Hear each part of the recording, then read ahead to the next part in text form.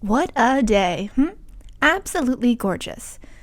I can hear the outside traffic singing and screeching through my walls, enclosing me in a space of noise and silence.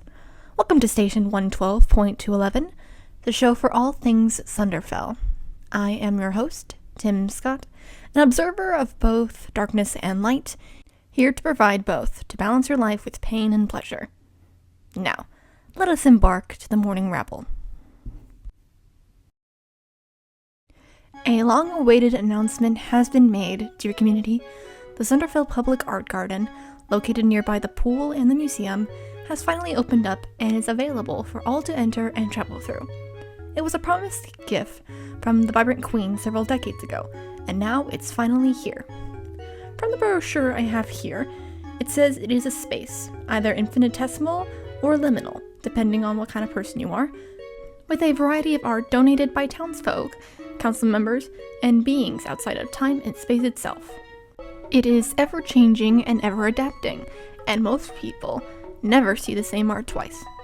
The Art Garden Harbingers have installed several fixed locations for services such as bathrooms and vending machines, but otherwise, this place is entirely up to the normal citizen to explore and navigate. I currently have Joan and my roommate Carl reporting what they see, as the brochure recommends bringing a partner with you. They also recommend carrying a gun of indeterminate size, holy water, or symbol, and dog food, which we did give to them when they departed inside. From what I can tell, Joan and Carl had just entered the garden, onto the pebble-ridden path, surrounded by neatly trimmed hedges riddled with flowers.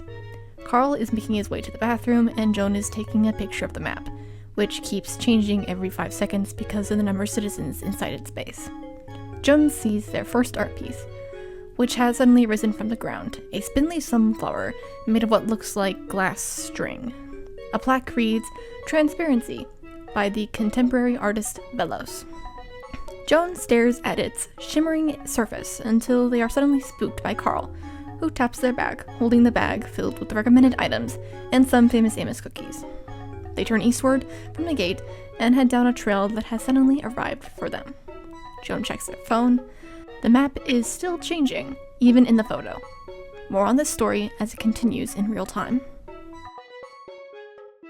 In other news, Cloudsear Middle held its annual science fair yesterday, sporting a collection of projects out in the school parking lot. I was there myself with Bailey, whose cousin, Jenny Shell, was holding a booth about water conservation. She had this cardboard trifold out and a small model of a machine that she said, quote, revolutionized the way we handle desalination, end quote, which she claimed was one of the best solutions to our depleting freshwater problem around the world.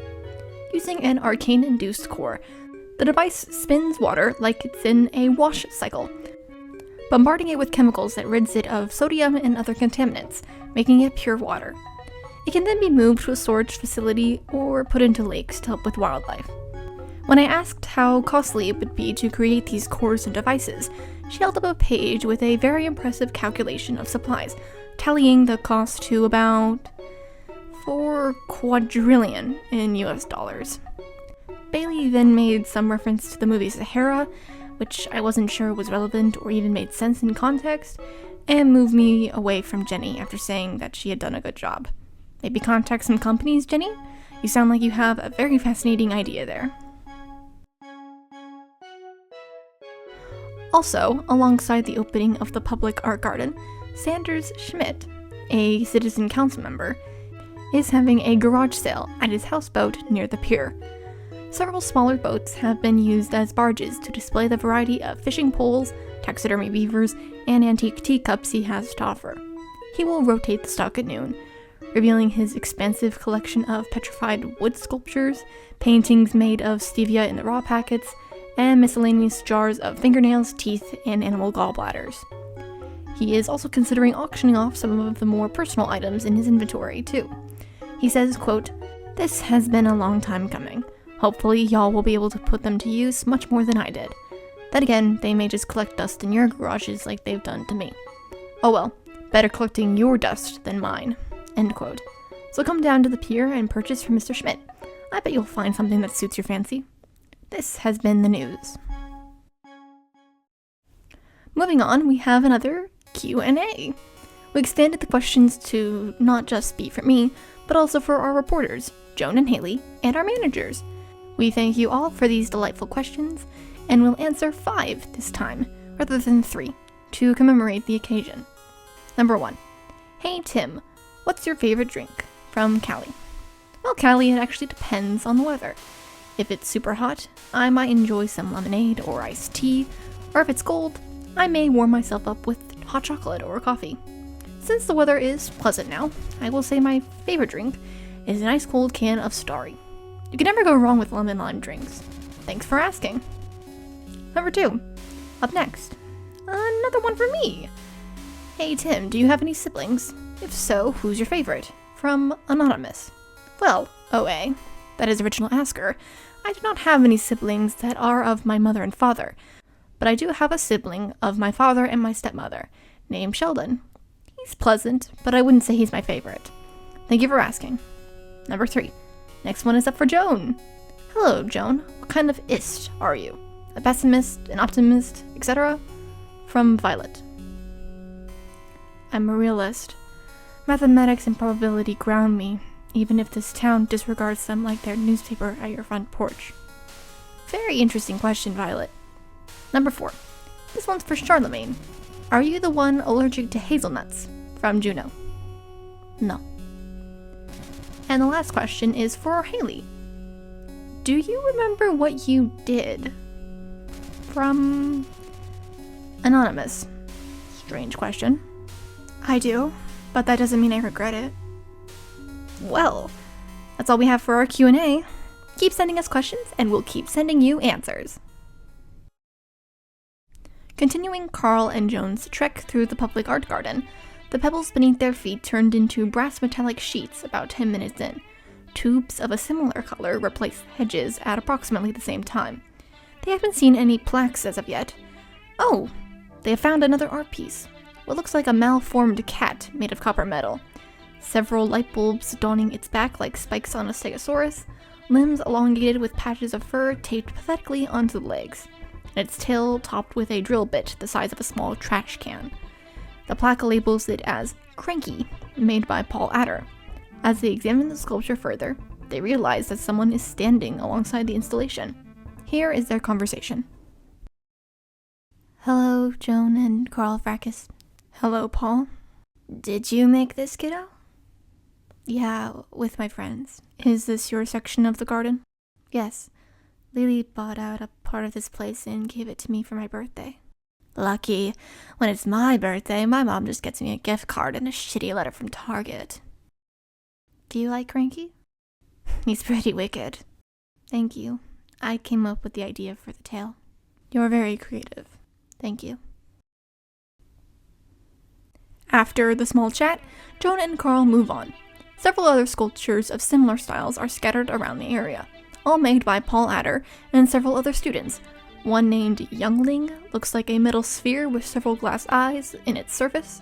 Another named Garish is a trash can with a tree growing out of its open maw, made of wire, several colored glass bottles and random trash like red party cups and keychains hanging from it like ornaments, and a third called Sentinel in the Air, which is an airplane cockpit made of iron and paper mache. After a few minutes, the trail returns to the small ivory pebbles and hedges closing them into a hallway of leaves. The air slowly becomes more cloudy as the trail expands, and the space opens up to a cloudy field of nothingness. The sounds of creaking and low keening fills the air in an impossible melody. Joan and Carl look around a minute longer, before gazing upon a behemoth of feathers and a long, white neck, sporting a bird hat at the end, walking on 2 blackened legs in monstrous slow motion across the open area. This piece is called Heron 1, one of the many installments of the artist Da Heron. Several ink-stained feathers trail off its paper body as it makes its way down the path they arrived from, and the other pieces of this collection reveal themselves. Here is the conversation they have as the fog disappears. 5. There are 5 of them. Those 2 are getting it on over there. Shut up, Carl. We need to keep moving, otherwise we aren't getting to the other side by the end of the broadcast. Are we even sure there is an end? There should be. Oh. Hello, Mix-Huron. Hello, you two. You gonna help us? Yes, keep moving straight. Do not turn or you risk running into the redacted ones. Redacted ones? With the question unanswered by the artist before them, they decide to keep moving rather than dealing with the knowledge of what the redacted ones are. Joan leads them forward, and once again their trail thins. The path grows elongated and strange, even slanting upward as the two heft their bodies up the hill. The way down is not the expectation they had implanted in their mind. It was a slide, one you'd imagine in a playground, traveling down further than they had escalated. Carl gives Joan a light shrug before slipping into the slide and descending, letting out a small woo as he goes. Joan follows after, their body fitting comfortably into the plastic tube. Let's go to the ads as they make their way forward. With YouTube Music, you can create personalized playlists of your favorite artists, but you can also let the app do it for you. It is best friends with Spotify, and they love sharing gossip about you. How you love listening to Queen for hours, but only 3 specific songs, or how you have a second account dedicated to finding all of the hidden Vocaloid gems you think will make you unique, and not like other people when you quote them. Give us a break. We know you only listen to Kikuo and Meritu, you pathetic excuse for a human. And let us not even get into the songs you loop for days or even weeks on end. YouTube Music. You don't really need us. YouTube works just fine. On Spirit Airlines, the places you can go are endless. State-of-the-art seating with plenty of legroom, open aisles to avoid bumping into jutting elbows and banging into concession carts dragged by oblivious stewardesses. You may not want to leave. We even have some earplugs and noise-canceling headphones if you don't want to hear the noise of turbulence and the loud whooshing as we zip past clouds. Anything to keep you comfortable so you won't leave. Please don't leave. Please.